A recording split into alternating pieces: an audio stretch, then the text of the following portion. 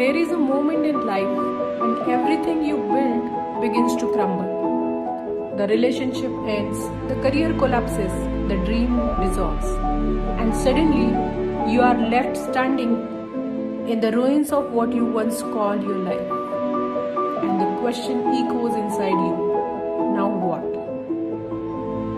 No one comes to consciousness without pain. We think collapse means failure. But we need to understand something deeper, something almost sacred.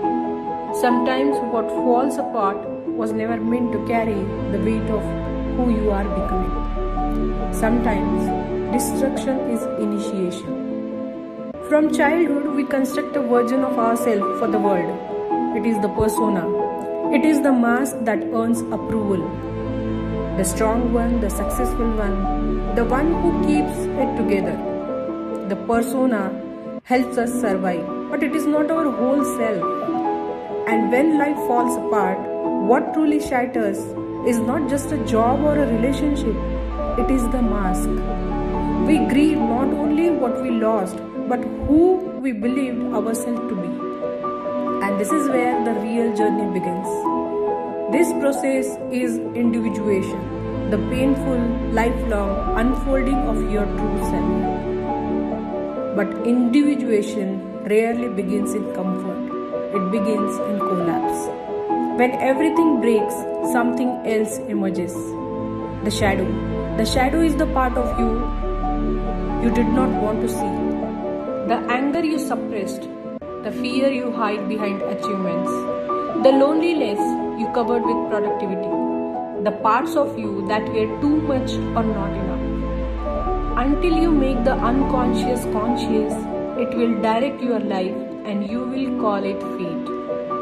When your world falls apart, it may not be punishment, it may be revelation. You begin to see the patterns. You notice how often you abandoned yourself to be accepted, how often you chose safety over truth. The shadow is uncomfortable, but it is not your enemy, it is your unfinished self.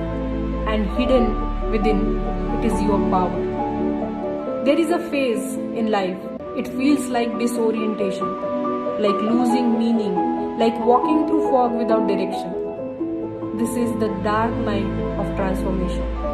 But consider this, a seed must split open in darkness before it grows.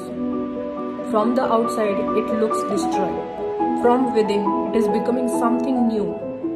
What feels like you are breaking may actually be your becoming. But becoming requires something terrifying. Letting go of who you were. Beginning again is not about pretending everything is fine.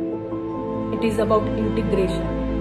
First, stay with discomfort. Do not rush to rebuild the same life with the same unconscious patterns. Sit in the silence long enough to ask, who was I trying to be? What truth was I ignoring? What part of me is asking to be born? Second, meet your shadow honestly. The traits you judge in others often reflect the parts of yourself you disown. Reclaiming those parts is not weakness, it is wholeness.